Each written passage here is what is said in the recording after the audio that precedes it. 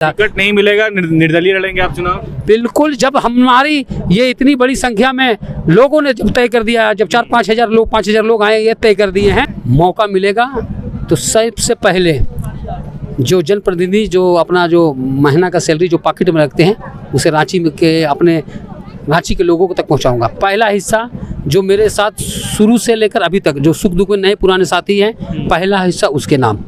दूसरा हिस्सा अमर शहीद की बच्ची और ज़रूरतमंद जिसको हम भोजन वगैरह कराते हैं, दूसरा हिस्सा उसके नाम। और तीसरा हिस्सा हमारी पत्नी हमारे बच्चे, ये 3 हिस्सा में उसमें सैलरी को बांटूंगा। लग रहा है कि इनको चुनाव लड़ना चाहिए? बिल्कुल लड़ना चाहिए। और उत्तम भैया लड़ने नहीं जा रहे, हम लोग लड़वा रहे हैं उनको। भैया नहीं अभी जीते तब तो इतना समाज सेवा कर रहे हैं, तो उम्मीद है कि वो जीतेंगे तो कितना करेंगे ये तो आप लोग को पता ही होगा। अगर हमारा घर में 5 गो वोट है ना तो 5 गो हम देंगे, निर्दलीय हो चाहे वो अपना कोई पार्टी से हमको जरूर को वोट जाएगा। हाँ, वोट दिया है। रांची के बिरला मैदान से समाज सेवी उत्तम यादव ने बड़ी घोषणा कर दी है। आने वाले विधानसभा चुनाव में ये चुनावी मैदान में जो है बतौर प्रत्याशी नजर आएंगे। इसे लेकर के इन्होंने आज रांची के बिरला मैदान में एक बड़ी जनसभा को संबोधित करते हुए जो है घोषणा की है, और साथ ही रांची की तकदीर तस्वीर को बदलने की जो इन्होंने बात की है।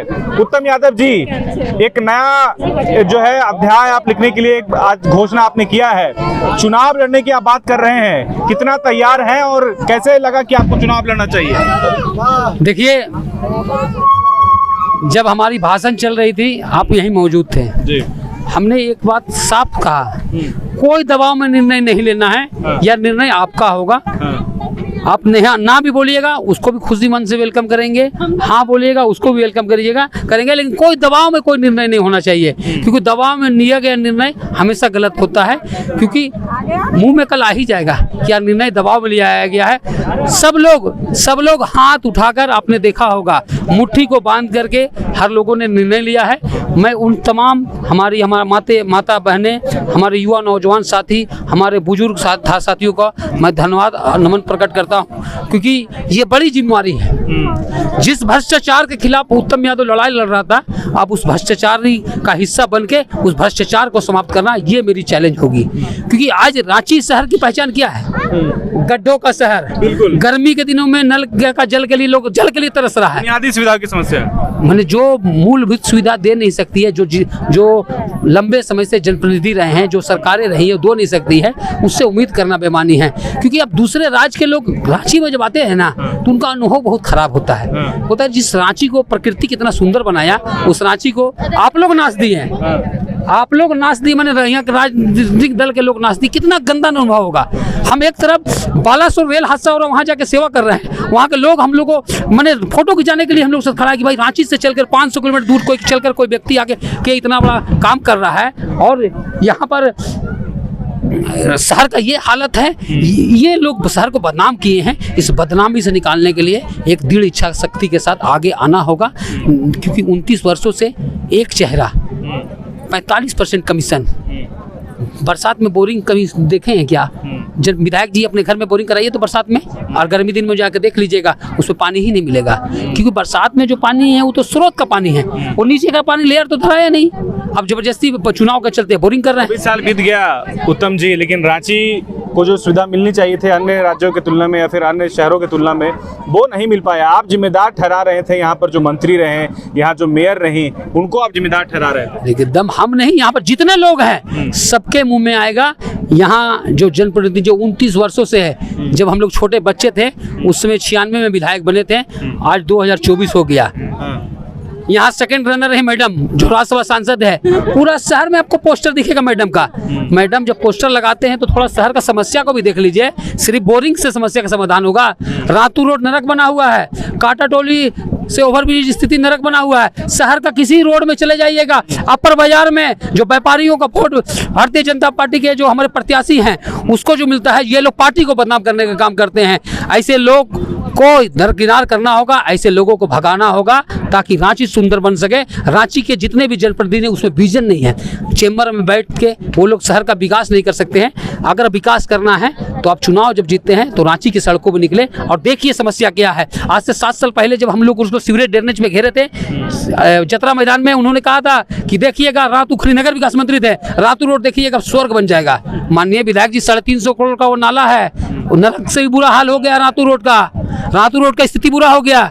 जब फ्लाईओवर बन रहा है सब लोग स्वागत कर रहे हैं माननीय, जब उसका जो सर्विस रोड बनना चाहिए पहले सर्विस रोड क्यों नहीं बना? आज रोज दुर्घटना घट रही है, उसकी जिम्मेदारी किसकी है?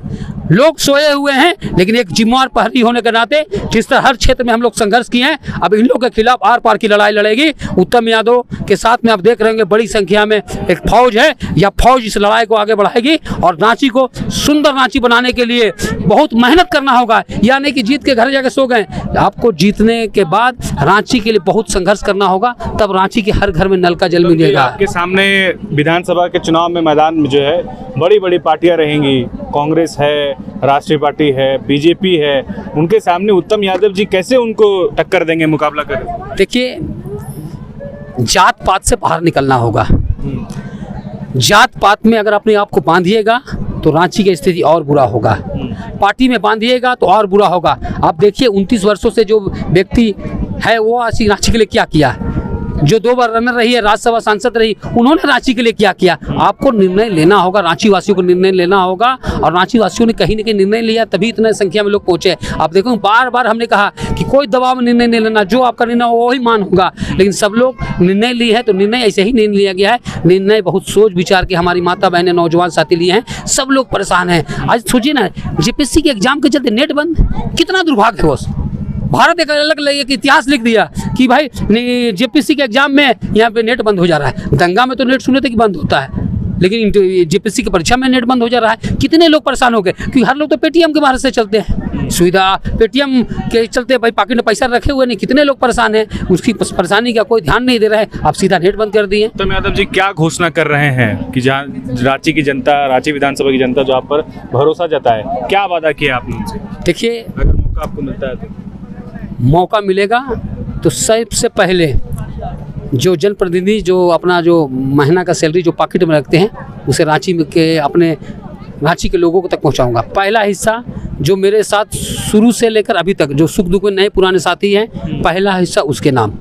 दूसरा हिस्सा अमर शहीद की बच्ची और ज़रूरतमंद जिसको हम लोग भोजन वगैरह कराते हैं, दूसरा हिस्सा उसके नाम, और तीसरा हिस्सा हमारी पत्नी हमारे बच्चे।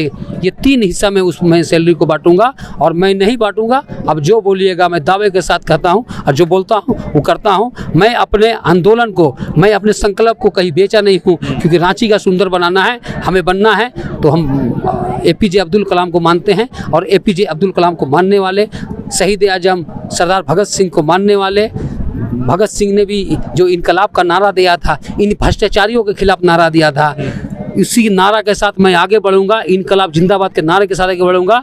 जो भ्रष्टाचारी है उसे खाड़ फेंकूंगा और उसमें अपनी आँच भी नहीं आने दूंगा। रांची को सुंदर बनाने के लिए हम इन सभी अमर शहीदों के बताए हुए रास्ते पे चलूँगा, ताकि रांची को सुंदर बना सकूं और अपने आप को स्वच्छ, ईमानदार, काजल का कोठरी से भी जब निकलूं तो सादा सादी निकलूं, मेरे में दाग ना हो। इस तरह का, जिस तरह आज तक इतने वर्षों में आप सभी मीडिया वाले सभी से क्वेश्चन कर देते हैं, लेकिन मुझसे कोई कुछ क्वेश्चन नहीं कर सकते हैं, क्योंकि सबको पता है कि उत्तम यादव संघर्ष करता है, हर क्षेत्र में संघर्ष करता है, किसी क्षेत्र में पीछे नहीं रहता है, इसलिए संघर्ष किए हैं। के बैनर तले चुनाव लड़ेंगे उत्तम यादव? देखिए, ये तो आज पहला निर्णय हो गया चुनाव लड़ने का, ठीक है। आगे हम लोग की कमेटी बैठेगी, हम लोग तय करेंगे। जब देश का चुनाव में एक नौजवान आता है जिसे करीब मात्र 25-30 हज़ार वोट से वो पीछे रह जाता है, उस नौजवान पे लोगों को आशा था, तब उस देश के चुनाव में जब लोग वोट सकता है। ये तो राज्य का क्षेत्रीय मुद्दा पे चुनाव है, परिवर्तन आपको मिलेगा, देखने को मिलेगा। पार्टी बहुत बड़ा विषय नहीं है, विषय है कि जनता किसके साथ है, जनता जिसके साथ है वही निर्णय मान्य होगा, और उसी निर्णय के साथ आप रास्ते देखते जाइएगा। आप घूमिएगा पूरा शहर, उत्तम यादव के किए गए कार्य को के नाम पर लोग उनके साथ खड़ा होंगे। इसी के साथ हम लोग आगे बढ़ेंगे। और पूर्णिया को भी देख लीजिए, निर्दलीय पप्पू यादव घर आने के लिए सब लोग प्रयास कर गए हैं। यही पप्पू यादव कोरोना में जब पटना बाढ़ आया तो बाढ़ में घुस घुस के लोगों को सेवा किया था। टिकट नहीं मिलेगा, निर्दलीय लड़ेंगे आप चुनाव? बिल्कुल, जब हमारी ये इतनी बड़ी संख्या में लोगों ने जब तय कर दिया, जब 4-5 हज़ार लोग आए, ये तय कर दिए हैं। आपकी भी कोई इच्छा है कि किसी पार्टी में जो है आपको अप्रोच किया जाए? कोई इच्छा हमारी नहीं है, हमारी इच्छा है ये जनता तय कर दी है। हम लोग की कमेटी बैठेगी, बैठ के हम लोग निर्दलीय उतरेंगे आप? बिल्कुल तैयार है, हर रूप में तैयार है। कोई पार्टी दे तो स्वागत है, लेकिन हर जगह नहीं, हर जगह जा नहीं सकते हैं। जो विचार पे चलती है, अगर उस विचार पे चलेगी उनके साथ हम खड़ा होने का प्रयास करेंगे। मेरे विचार अलग नहीं होगी, भगत सिंह को मानने वाले लोग नहीं होंगे तो हम वहाँ जा नहीं सकते हैं। हम इंडिपेंडेंट मैदान में आएंगे और मजबूती के साथ चुनाव मैदान में आएंगे। क्या कहेंगी मैडम? उत्तम जी जो है अब चुनाव लड़ने जा रहे हैं, आप लोगों के सामाजिक सेवा है, सामाजिक कार्यकर्ता हैं, लग रहा है कि इनको चुनाव लड़ना चाहिए? बिल्कुल लड़ना चाहिए। और उत्तम भैया लड़ने नहीं जा रहे, हम लोग लड़वा रहे हैं उनको। कि बहुत सारी ऐसी घटनाएं हमारे साथ घटी, जैसे भगत सिंह जी की मूर्ति को ही नहीं लगाने दिया गया। अगर आज हमारे भैया किसी पद पे रहते तो हमें रोका नहीं जाता। उम्मीद है, भरोसा है इन पर? बिल्कुल बिल्कुल, बहुत भरोसा। लोग आशीर्वाद है? बिल्कुल है, जी तोड़ के मेहनत करेंगे और जिता के रहेंगे। जिता के रहेंगे, बिल्कुल। क्या लग रहा है? हाँ, उत्तम सही निर्णय है इनका? बिल्कुल सही निर्णय है। और हम सारी बहनें जो हैं इनको खूब सारा आशीर्वाद देते हैं ताकि ये विजयी होकर आए। हमारे भैया नहीं अभी जीते तब तो इतना समाज सेवा कर रहे हैं, तो उम्मीद है कि वो जीतेंगे तो कितना करेंगे ये तो आप लोग को पता ही होगा।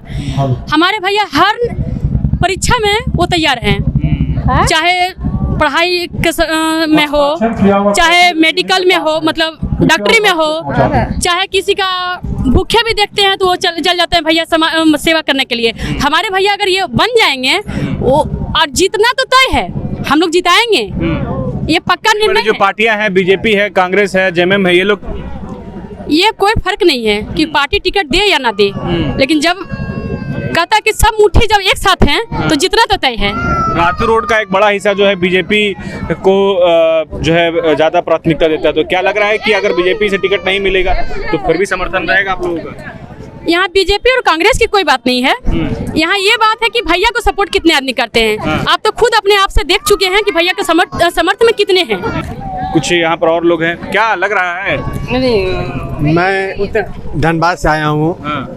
इनका लड़ना चाहिए उत्तम जी को? जरूर लड़ना चाहिए। इनका एक प्रोग्राम मैं अपने व्हाट्सएप में, फेसबुक में, इंस्टाग्राम में मैं देखकर इनसे इतना मतलब ज़्यादा पावरफुल हो गया हूँ कि मतलब झारखंड का एक हर विधानसभा, 81 विधानसभा में एक उत्तम यादव अगर रहा तो झारखंड का उन्नति इतनी तेजी से होगा जो पूरे देश में जितने भी राज्य है उससे ज़्यादा झारखंड की उन्नति बढ़ेगी। इनको चुनाव तो हरगिज़ लड़ना ही चाहिए। इनका जैसा सेवक कोई नहीं है। जो बालासोर में जो रेलवे एक्सीडेंट हुआ था उस समय इन्होंने उतने दूर जाकर ब्लड डोनेट किया। अच्छा, लॉकडाउन में जब गरीबों को खाना दिया था, वो सब मैं देखता आ रहा हूँ। लग रहा है आप लोग जो है वोटर हैं, आप लोग जमीन पर रहने वाला आदमी है, चुनाव लड़ने का निर्णय ठीक है उनका? एकदम समर्थन रहेगा? एकदम समर्थन रहेगा हम लोग का, सभी का। हाँ, जो भी हम लोग का है सभी है, ई रिक्शा चालक है सब। संजय केसरी मेरा नाम है। इन्हीं उत्तम यादव को हम लोग सब मिल के जिता देंगे। बस इनके अलावा और कोई बेटर आदमी है ही नहीं। ये नहीं है बीजेपी और कांग्रेस? नहीं, वैसा नहीं है। मतलब हम लोग के नजर में वैसा नहीं है। मतलब हम लोग के नजर में बीजेपी या कांग्रेस को सब अपने अपने बीजेपी कांग्रेस को बीजेपी को जनता ने जिताया है, जनता के बल पर उतराइल है। ये बेरा जनता देख रहा है ना, समाज में देख रहा है कौन क्या कर रहा है, निमन बाबू का थोड़ा देख रहा है। तो उत्तम भैया हम लोग को साथ में है, हम लोग को पूरा मतलब जहाँ तहाँ जरूरत पड़ता है तो वहाँ जाते हैं। 5 गो हम लोग संगठित होकर उस चीज को घेराव करते हैं। चाहे आगे समर्थन पूरा है? नहीं पूरा एकदम। अगर हमारा घर में 5 गो वोट है ना तो 5 गो हम देंगे, निर्दलीय हो चाहे वो अपना कोई पार्टी से हमको जरूर को वोट जाएगा। हाँ, वोट दिया जाएगा। क्या हुआ? सोचा था इस साल फसल का अच्छा दाम मिला तो बेटी का शादी करा देंगे। पर जेएमएम ने तो वादा किया था कि फसल के लागत मूल्य का 150% MSP मिलेगा। तुमको नहीं मिला? नहीं। तुमको? नहीं, हमको भी नहीं मिला। हमें तो नहीं मिला। आपको मिला क्या? इन्हें तो वादों वाला MSP नहीं मिला, आपको मिला क्या?